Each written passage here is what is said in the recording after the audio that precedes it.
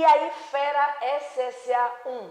Eu sou Rosângela Martins, de Biologia. E nós vamos continuar nossos estudos de Biologia do bloco Citologia. Conhecer as partes. Primeira parte fundamental, membrana plasmática. Dá uma olhadinha nessa célula, vamos relembrar. Essa célulazinha aqui, ela está toda incrementada, cheia de organoides. Vamos fazer uma revisãozinha. Olha só. Que é ele? É o retículo endoplasmático rugoso.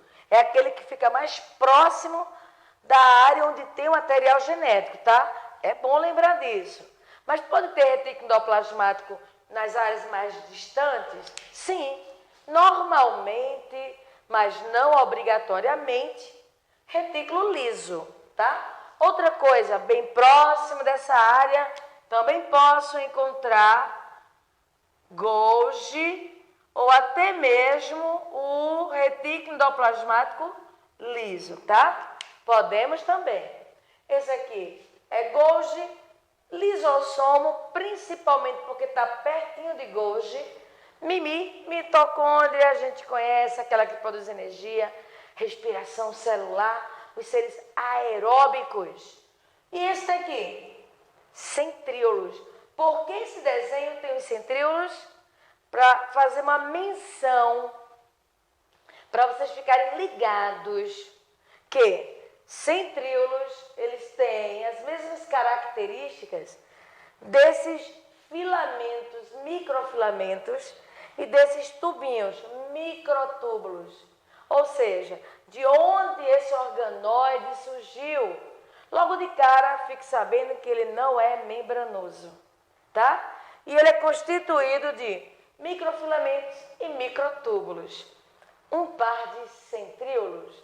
Bem, não esquece que essa célula eucariótica, ela é eucariótica, por ela ter a presença da cariomembrana, o seu material genético está ali protegido e isolado. Sempre bom falar sobre isso. Mas vamos agora nos deter a primeira parte fundamental da célula, que é a membrana plasmática. Pessoal, eu vou apagar essa parte aqui da plasmática e vou colocar o componente estrutural dela, tá? O básico, necessário para formar ela. Olha só, eu tenho uma camada dupla. Então, são duas camadas. Por que eu estou falando isso e repetindo? Porque, às vezes, ele diz, a camada bilipídica. Ele está dizendo que é uma camada com duas partes. Bilipídica, está correto. Ou se ele quiser separadamente falar as duas camadas, entende? Está aqui, ó. Uma camada bilipídica. Aparece aqui. De quem é isso? Dessa linhazinha que é a membrana. É como se nós estivéssemos analisando com uma lente de aumento, tá? E o que eu vou encontrar entre elas? Olha, posso encontrar isso aqui, que a gente chama de proteínas. Já que ela é lipídica. Mas vai ter mais uma outra característica importante. Esse lipídio aqui é um lipídio estrutural. Então, não é qualquer lipídio. Não é aquele lipídio energético que você exercita e consome. Não, não. Ele é estrutural. Ele não é para ser consumido, tá? Então, esse é um fosfolipídio. Com proteína. E, mais uma vez, olha lá, fosfolipídio. Pronto. Então, é como se nós estivéssemos analisando por essa lente de aumento. Essa é a membrana e esse é o ponto básico dela. Ela é fosfolipoproteica. Agora eu vou tirar ela, centralizar nela, para a gente trabalhar nela, tá? Pegando aqui uma carona nessa imagem, olha só. Características da membrana plasmática. Você lembrando da imagem de uma célula, precisa decorar, gente, olha. Ela é fina, sempre vai ser fininha, só tem essas duas camadinhas. Ela também, olha só, flexível, ela se movimenta. Você vai ver posteriormente que quando ela engloba um alimento, aquela parte da membrana entra, E rapidamente, as que ficaram, elas vão se juntar. Então eu vou dizer que a membrana plasmática, ela é regenerável, tá? Outro ponto importante, deixa eu apagar aqui, é que a membrana plasmática, gente, ela tem vários sinônimos. E esses sinônimos, às vezes, pode ser um ponto de atrapalho para o aluno. Então, vale a pena, sim, ficar lendo sobre membrana plasmática, resolver exercícios sobre membrana plasmática. Porque, olha, ela pode ser chamada de plasmalema, membrana celular, membrana citoplasmática, membrana plasmática. Ou seja, são sinônimos para a mesma estrutura. Qual estrutura? Aquela que eu te mostrei, que ela é lipídica, mas dupla lipídica. Esse lipídio aqui, deixa eu puxar ele para dar uma olhadinha. Essa parte aqui é uma parte que tem fósforo. Mas como nós estudamos lipídio, o fosfolipídio tem uma parte hidrófoba e uma parte hidrófila. Que isso? Olha só. Essa parte aqui é a parte hidrófila. Que isso? Ela tem afinidade com a água. A água pode passar por essa área sem maiores problemas, tá? Tem afinidade. E nessa parte daqui, o que eu vou encontrar nessa parte de afinidade? Olha, você vai encontrar fósforo, é necessário que tenha fósforo. E mais, olha, álcool. Um álcool, tá? Essa parte é afinidade, sem problemas. Mas vem a outra parte. Eu vou mudar a cor, só para você, na hora de estudar, não esquecer disso aqui. Tem a partezinha aqui que eu mudei a cor, ó. Ele está mostrando para você aqui a parte hidrófoba. A parte hidrófoba, ela não tem afinidade com a água. E isso é importante saber. Por quê? Porque nós vamos ver que o transporte através da membrana, a água só deverá passar pelo local que tem afinidade com ela. Caso contrário, ela não segue. Nem entra na célula, nem sai, tá? Isso daqui, as duas partezinhas, são os ácidos graxos. E os ácidos graxos são eles os grandes responsáveis pela parte hidrófoba. Parte hidrófoba, ou seja, fobia, ela não tem afinidade, olha, não se afina. Não se afina com a água. Beleza? Por que eu tenho que saber disso, Rosângela? Porque olha só, se eu coloco aqui a camada dupla bilipídica numa boa, de onde? Da célula, e coloco a proteína, que se a gente for analisar proteínas, elas têm formatos diferentes e densidades diferentes, tá? Ela, para você ter ideia, a proteína é mais pesada. Então, ela consegue se deslocar, sempre mostrar um modelo diferente, a posição que a proteína ela assume sempre será diferente. Por isso que a célula se modifica toda, porque a proteína é mais pesada e consegue se deslocar sem maiores problemas pela camada bilipídica. Às vezes a proteína sai, fica entre, tá? Então, olha só, por enquanto, nessa análise aqui, o que a gente observa? Olha lá, sem maiores problemas, ó, pá, camada bilipídica. Agora, eu vou apagar essa partezinha aqui, que você já sabe, E vou pedir para a água passar. Deixa eu fazer aqui, deixando ela. Para você não se enrolar, tá? Olha aqui. Isso aqui é a célula. Bum, fechei. Aí eu te pergunto, a água vai conseguir passar para o meio extracelular? Não se enrole, porque você não lembrou que é extra nem intracelular. Não tem como, vê só. Isso aqui é intracelular. É comum você ver nas questões nome desse tipo. Por fora, extracelular. Ah, Rosângela, mas eu já vi um outro nome. Quando tem duas células, é entre células. Intercelulares já é outra coisa. Aqui, intra de dentro, extra de fora. E entre as células, intercelulares. Então aqui está aqui a célula, vou botar água para correr. Água para onde? Para fora. Fora da célula, para o meio extracelular. Você acha que ela vai conseguir passar por onde? Pelo azul ou pelo vermelho? Se for pelo azul, vai ter dificuldade. Se liga aqui.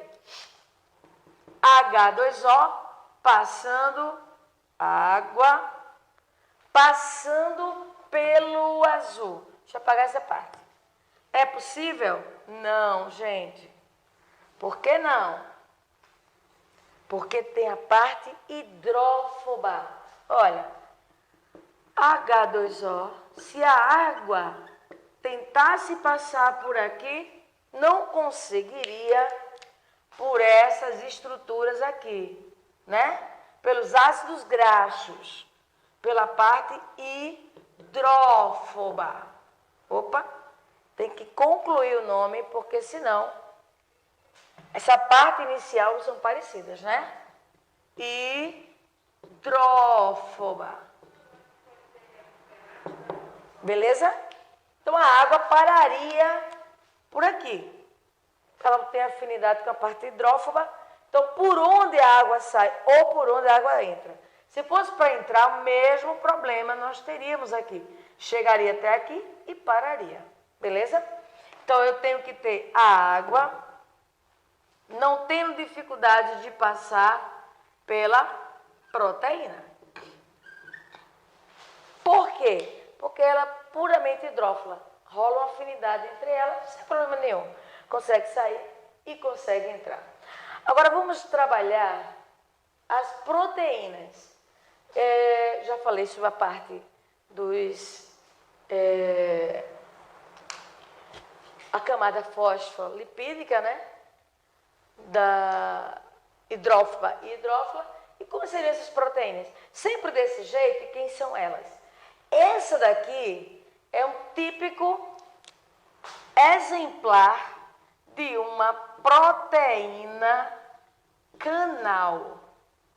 É aquela que facilita a passagem da água mesmo, tá? Mas não é sempre assim, não.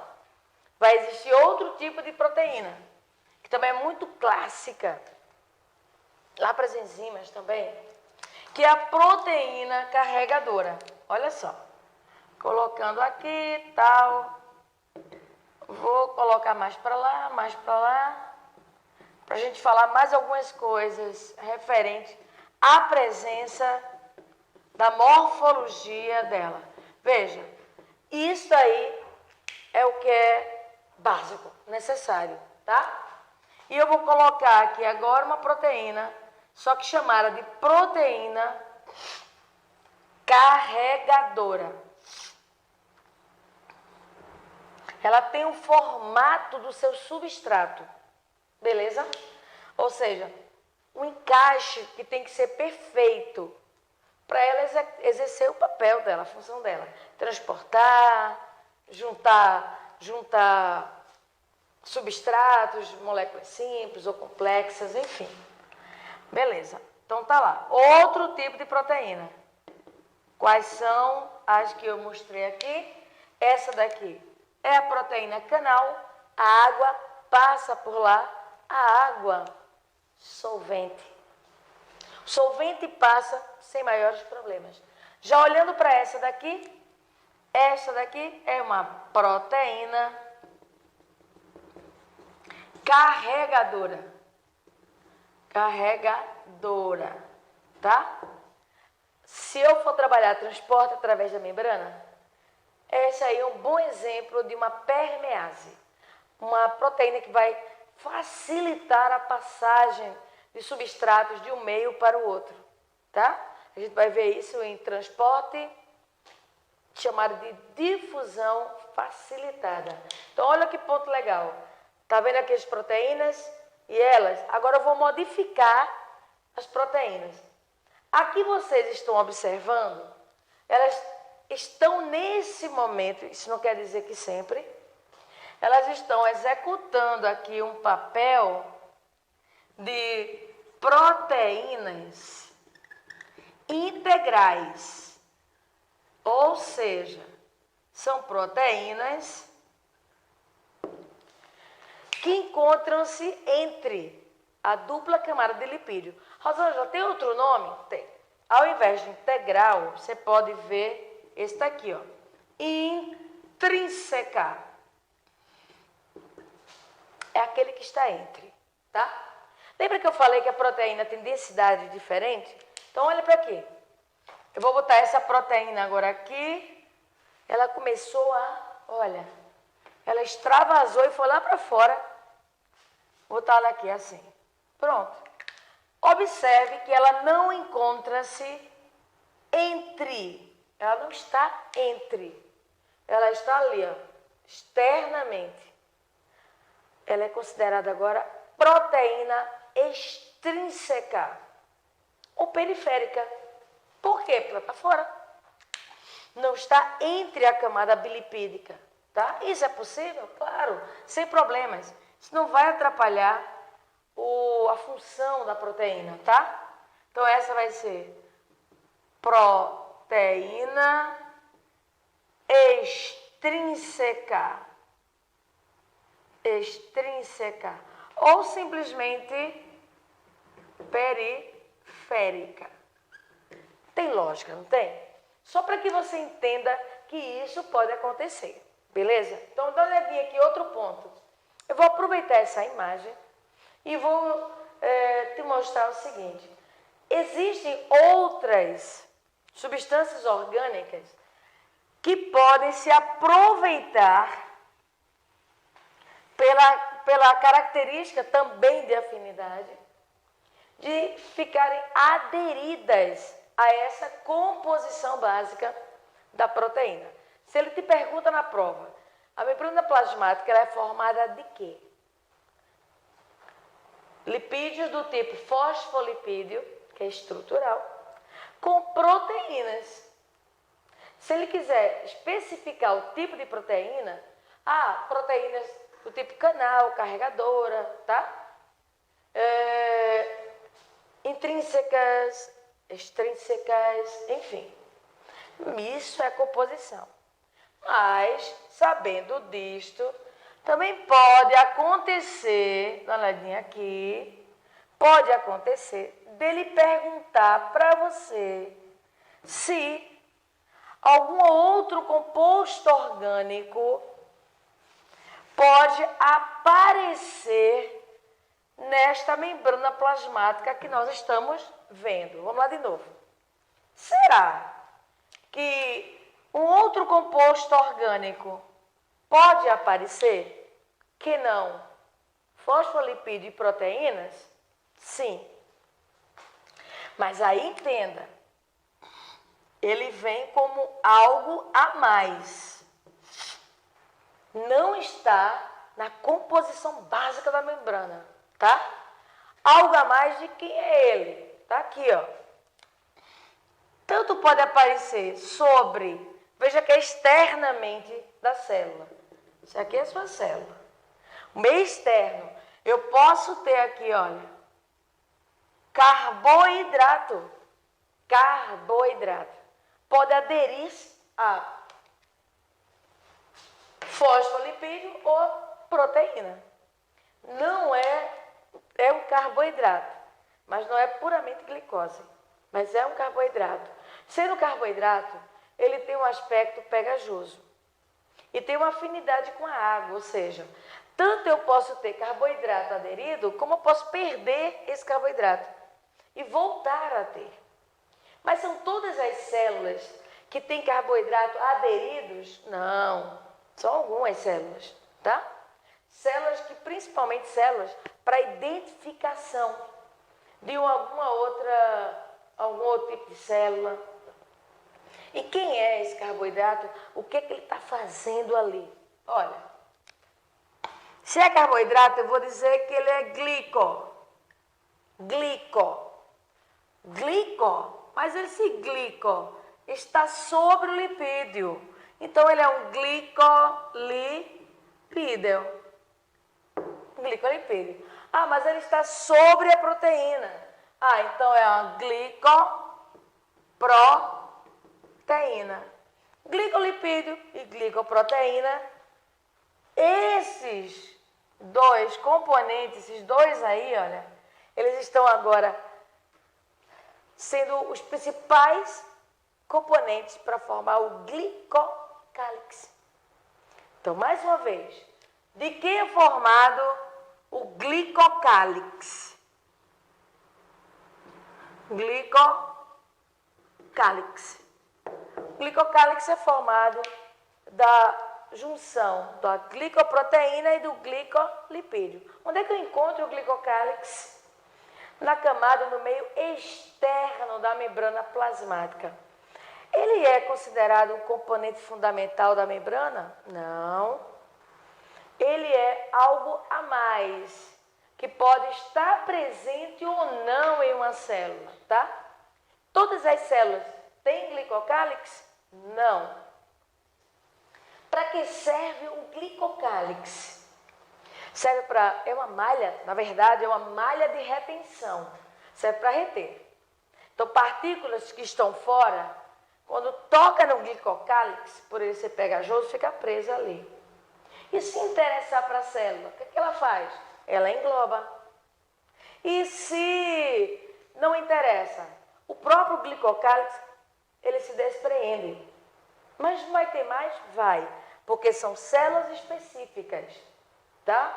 Um outro ponto muito importante, que é um dos papéis também fundamentais do glicocálix, é ele que é o sinalizador do momento da parada da divisão celular.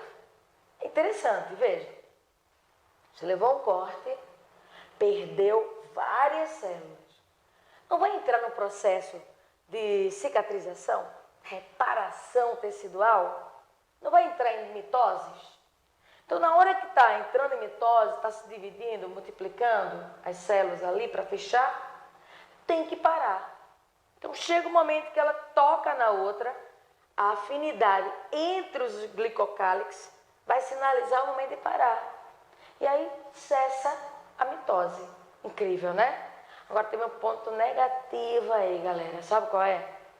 É que essa especificidade do glicocálix, ele também é aquele que é o bem chatinho. É aquele que diz: não aceito esse órgão transplantado. Não aceito esse enxerto.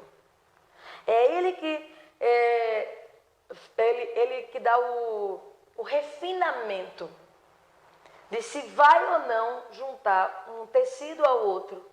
Muitas vezes, até um tecido do seu próprio corpo. Ele estranha.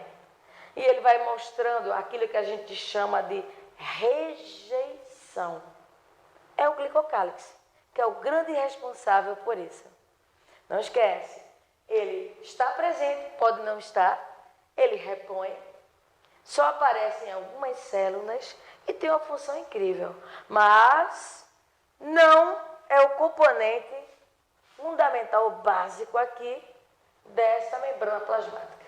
No próximo bloco nós vamos trabalhar transporte através da membrana, tá? Também é muito importante transporte ativo, transporte passivo, para só então mergulharmos na área do citoplasma. Até mais, gente. Façam exercícios.